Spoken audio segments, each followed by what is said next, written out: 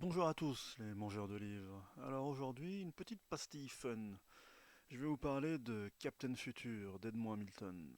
Alors j'ai décidé de vous parler de lui parce que en fait j'avais envie d'enchaîner après le premier épisode sur un truc un peu sérieux, genre un essai ou un bouquin historique, et puis en feuilletant des bouquins dans ma bibliothèque, je suis tombé sur une édition de Captain Future là, et je me suis dit allez pourquoi pas faire un petit épisode spécial Sense of Wonder parce que autant dans le premier épisode, je vous ai parlé du Silmarillion et de Tolkien et de l'effet qu'il avait eu sur moi quand j'étais jeune. Autant là, bah, on va dire que c'est son pendant en science-fiction. Parce que Edmond Hamilton, c'est un de mes auteurs préférés, toujours confondu, et un de mes auteurs préférés en science-fiction. Alors c'est qui Edmond Hamilton, hein? Parce que je suppose que la plupart d'entre vous ne le connaissent pas. Notre ami Edmond Hamilton, c'est un des précurseurs de la SF américaine, un des grands de l'âge d'or. Il est né en 1904 et il est mort en 1977. Il a été marié pendant 30 ans à une autre très très grande autrice de SF qui s'appelle Lee Brackett et que vous connaissez peut-être parce que c'est elle qui a écrit le scénario de l'Empire contre-attaque. Et oui, contrairement à ce que beaucoup de gens croient, c'est pas Laurence Kasdan, c'est Lee Brackett.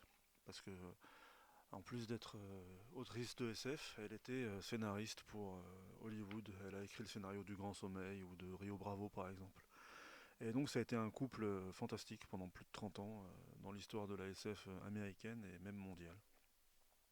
Donc pour en revenir à notre ami Edmond et à Captain Future, en fait un jour je ferai un podcast je pense spécial sur Hamilton parce que il y a trop d'œuvres dont il faut parler si on parle d'Edmond.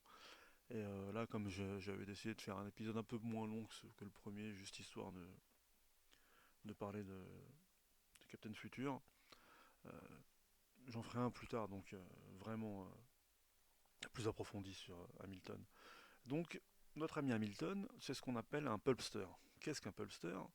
Il faut savoir qu'au début du siècle, aux États-Unis, il n'y avait pas encore des romans publiés tout le temps dans les librairies comme aujourd'hui. Il n'y avait pas de paperback, comme on appelait ça. Et il y avait des pulps. Les pulps, pourquoi on appelle ça les pulps? Parce que c'était fait avec la pulpe à papier et c'était ce qui était le moins cher à fabriquer comme pâte à papier. Et donc, c'était des magazines qu'on vendait dans les kiosques à pas cher. Et on appelait ça les pulps. Et la plupart des grands auteurs américains de genre ont commencé dans les pulps. Par exemple, Lovecraft, dans le fameux World Tales, qui a vu aussi les premières aventures de Conan le Barbare, de Robert D. Howard, ou de Clark Ashton Smith, pardon. Donc les pulps, c'était en fait les magazines dans lesquels tous les auteurs étaient édités en épisodes, on va dire depuis les années 10 jusqu'aux années 50, quoi. Mais bon, l'âge d'or des pulps, c'est les années 20-30, en gros. Et notre ami Edmond, qui était un auteur précoce, il a commencé à écrire à 14 ans, bien qu'il n'ait pas vendu sa première nouvelle, a commencé donc à vendre des nouvelles dans les pulps, genre Astounding Story ou Amazing Story ou Weird Tales, justement. Et en 1940, il pond un personnage, c'était une commande, il pond le premier épisode de Captain Future, qui s'appelle L'Empereur de l'espace. Alors Captain Future, pour les plus vieux d'entre nous, eh ben en fait vous le connaissez déjà. C'était le fameux Capitaine Flamme de notre enfance des années 80. Vous savez, Capitaine Flamme, tu n'es pas de notre galaxie, mais du fond de la nuit, Capitaine Flamme. Bah, c'était ça en fait. Capitaine Flamme, c'est le nom français qu'on a donné à Captain Future. Et toutes les aventures de Capitaine Flamme de ce dessin animé, là, de cette série animée, en fait, ils sont tirés de la série des Captain Future d'Edmond Hamilton. Alors, qu'est-ce que c'est Captain Future? Donc, pour les années 40, hein, ça se passait dans le futur. Il y a les parents de Captain Future qui, dans les années 90, euh, s'envolent pour la Lune, créent une base secrète et font des expériences sur la vie artificielle. Alors, ils créent un androïde, Krag, qui a plus une allure de robot, et une espèce de synthézoïde, comme on dirait aujourd'hui, Mala, qui est aussi une forme de vie artificielle, mais qui a le pouvoir de pouvoir changer de visage et de forme à volonté. Malheureusement, les parents de notre ami Captain Future se font assassiner et il grandit élevé par donc Krag Mala et du professeur Simon.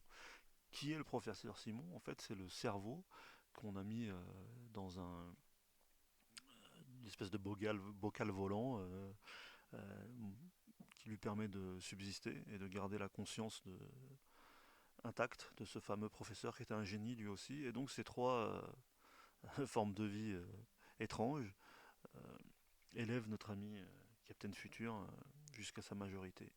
Et lorsqu'il il arrive enfin à l'âge adulte, il décide d'être un héros du système solaire, et de combattre l'injustice et le mal à travers l'espace.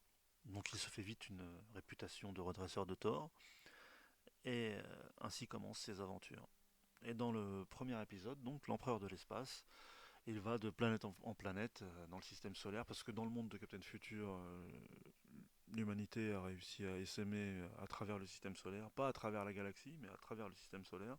Et donc chaque planète susceptible d'être terraformée, et chaque satellite de planète susceptible d'être habité est habité. Donc ça a créé une espèce de vie cosmopolite, interlope, tout autour du Soleil. Et il y a un gouvernement spatial unifié sur Terre. Et donc on appelle Captain Future quand on a des problèmes qu'on n'arrive pas à régler autrement, euh, avec des moyens classiques, avec la police sidérale. Et donc notre ami Curtis Newton, qui est le vrai nom de Captain Future, à la tête de son équipe de futuristes, c'est-à-dire, donc je vous le redis, hein, Krag le robot, Otto le synthézoïde et professeur Simon. Dans ce premier opus, ils essayent de contrer l'empereur de l'espace qui a mis au point un virus qui crée une épidémie dans tout le système solaire et qui transforme les êtres humains en espèces d'hommes préhistoriques, mindless et sauvages. Alors bien sûr, vous allez me dire, c'est du roman de gare, c'est des bouquins des années 20, 30, 40, c'est plus actuel. Mais pourquoi je vous en parle en fait de Captain Future? C'est qu'en fait, comme je vous l'ai dit au début, c'est vraiment le sense of wonder des années 30-20 de tous ces auteurs, Edmond Hamilton, Lee Brackett, Jack Williamson, Poul Anderson. Je ferai des podcasts sur tous ces mecs-là à un moment donné.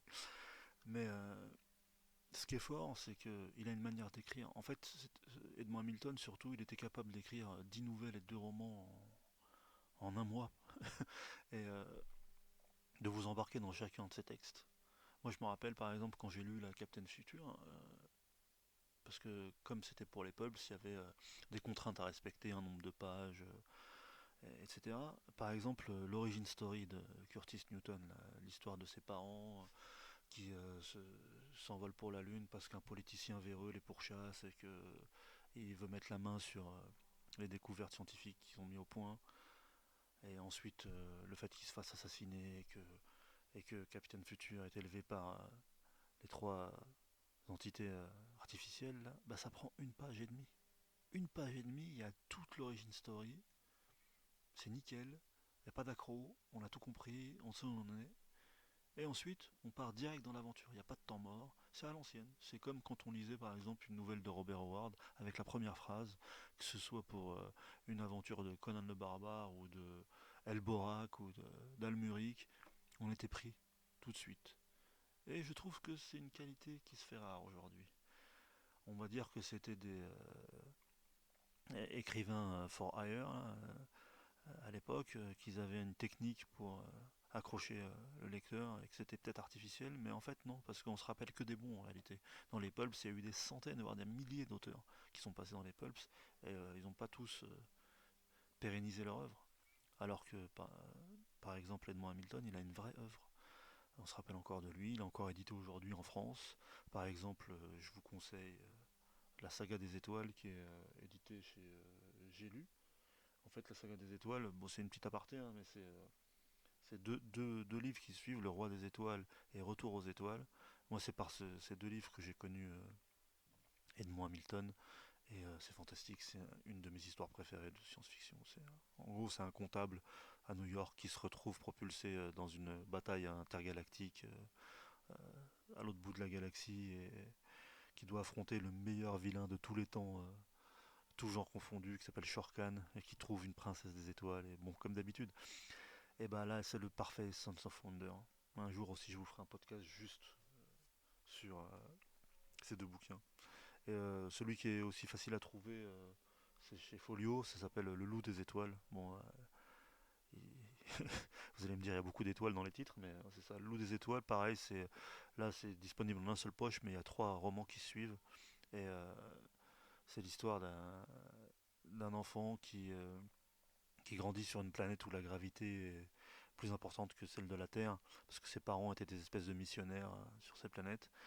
Ses parents n'arrivent pas à supporter la gravité et meurent au bout de quelques années. Il est recueilli par le peuple de cette planète. Mais le truc, c'est que le peuple de cette planète, c'est des pirates de l'espace, en fait. Et que grâce à leur capacité à supporter des gravités importantes, ils supportent des jets dans leur vaisseau super rapide dans l'espace. Et donc, ils arrivent à infliger des dommages incroyables aux forces de l'ordre intergalactiques. Et lui, en fait, il grandit dans ça, quoi, dans une équipe de pirates. Et après, il a plein d'aventures. Donc revenons à nos moutons, revenons à Edmond Hamilton et à Captain Future. Euh, En réalité, pendant des années, moi, quand j'étais petit, bien sûr, je savais pas que Capitaine Flamme était Captain Future, mais dès que je me suis intéressé un petit peu à la science-fiction et à l'origine de toutes ces histoires, bah, je me suis rendu compte qu'on était un des seuls pays où Captain Future n'existait pas en bouquin.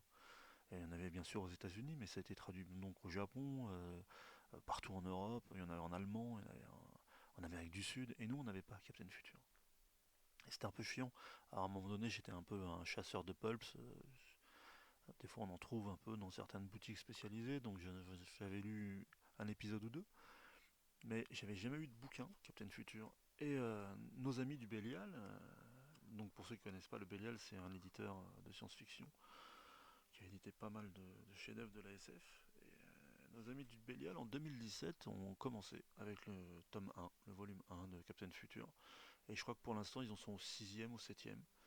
Et ça coûte pas très cher, hein, ça coûte 14,90. Alors encore une fois, hein, j'ai aucune action au Bélial, je les connais pas, ils me connaissent pas, c'est juste un titre informatif. Si vous avez envie de vous plonger dans les aventures de Captain Future, bah boudez pas votre plaisir, il y en a 6 pour l'instant. Alors bien sûr c'est inégal. Moi je crois que j'ai lu les trois premiers. Moi, le premier ça m'a rappelé bien sûr tout ce que j'avais vu dans Capitaine Flamme parce que c'est les deux ou trois premiers épisodes de la série animée. Le deuxième j'ai trouvé un peu moins bon. Le troisième meilleur que le deuxième. Mais c'est du vrai Pulps, c'est du Sense of Wonder. Donc pour ceux qui aiment la science-fiction de cette époque-là, à titre indicatif, Edmond Hamilton, il a aussi écrit pour les comics. Pendant longtemps, il a été le scénariste de la Légion des super-héros chez DC, pour ceux qui connaissent. Donc ça prouve que c'est pas un petit auteur, c'est un très bon auteur.